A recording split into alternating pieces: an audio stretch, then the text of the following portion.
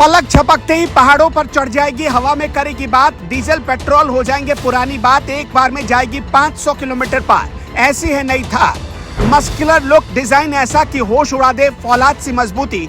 एक बार जो देखा वही हो गया फिदा। लोग बोले नई थार का रौला है सबसे जुदा।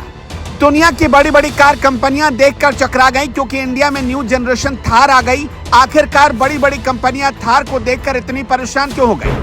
मोदी ने नारा दिया था मेक इन इंडिया, और मेक इन इंडिया की धड़कन बनने की तैयारी कर चुकी है महिंद्रा की थार। थार की कहानी और सफर सुनकर आपके पैरों तले जमीन खिसक जाएगी।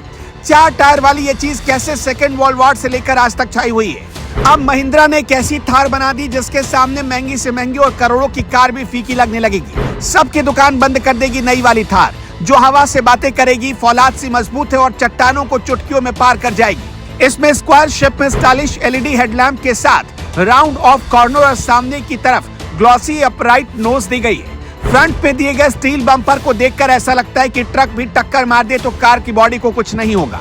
इसके व्हील सबसे हटकर है, जिसमें स्क्वाड आउट के व्हील आर्क और नए अलॉय व्हील शानदार लुक देते हैं। पिछले हिस्से में एक स्पेयर व्हील और स्क्वायर एलईडी टेल लैंप दिए जा रहे हैं। महिंद्रा ने थार का इलेक्ट्रिक वर्जन कॉन्सेप्ट पेश किया है जिसमें 5 डोर होंगे।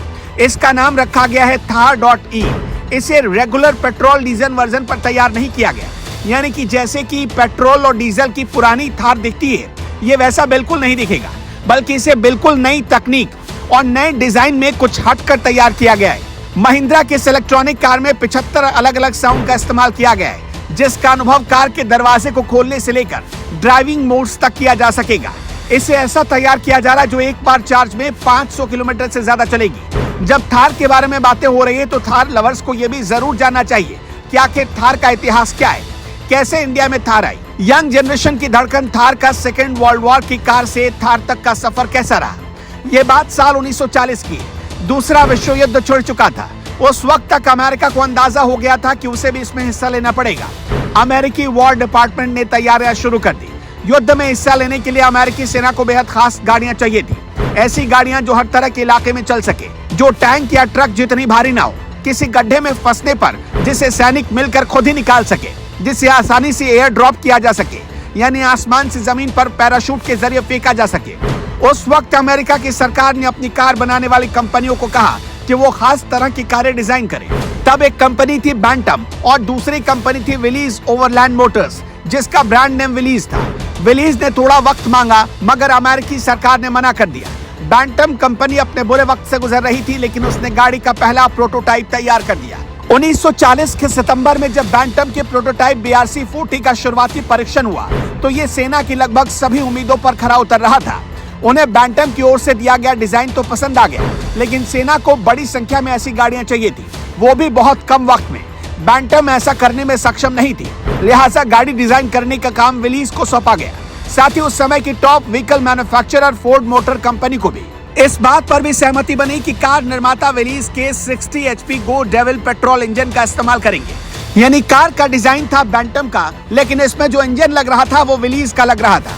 इस तरह 2 जीपों का जन्म हुआ, विलीज MB और फोर्ड GPW।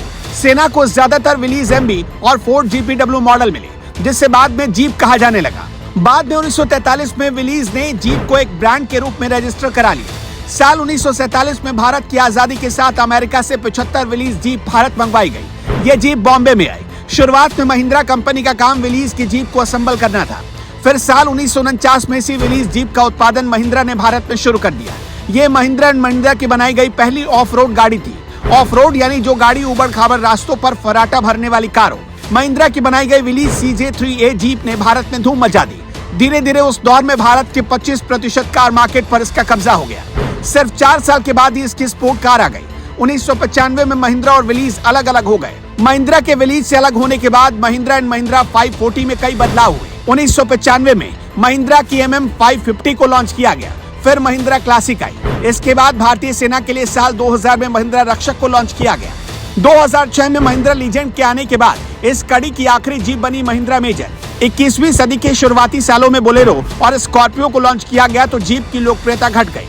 भारतीय सेना अब महिंद्रा जीप खरीदने की जगह मारुति की जिप्सी खरीदने लगी। फिर कार के दीवानों के लिए अक्टूबर 2010 में फिर से लॉन्च की गई महिंद्रा की थार। ये स्कॉर्पियो मेजर और CJ5 से इंस्पायर्ड एक मिक्स्ड एक्सपीरियंस देने वाली कार थी। जो आज यंग जनरेशन को रिप्रेजेंट करने वाली कार बन चुकी है। आप में से कितने लोगों को थार पसंद है और नई वाली Thar.e आपको कैसी लगी? हमें कमेंट बॉक्स में अपनी राय जरूर बताइएगा।